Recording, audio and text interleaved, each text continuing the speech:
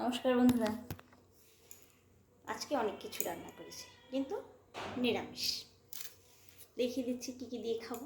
শাক ভাজা, বরবটি আলু ভাজা, কুমড়ো দিয়ে ডাঁটা দিয়ে, কাঁঠালের আঁটি দিয়ে, বরবটি দিয়ে একটা মস্ত সবজি, খুব সুন্দর একটা সবজি নিরামিষ। আর এটা উচ্ছে দিয়ে ডালটা পড়ে গেল। নিরামিষ খাবারটা কিন্তু খুবই ভালো লাগে বন্ধুরা। আর আমি যা যা রান্না করেছি সবার কেমন লাগে জানি না। আর এটা তিতো শাক, তিতো শাকটা দিয়ে আগে খেয়ে দেখি কেমন লাগছে।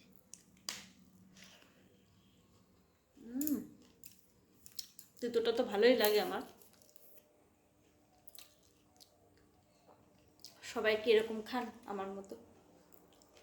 আমি বেশিরভাগ এরকম শাক সবজি দিয়েই খাওয়া দাওয়া করি। আপনারা কমেন্টে বলবেন।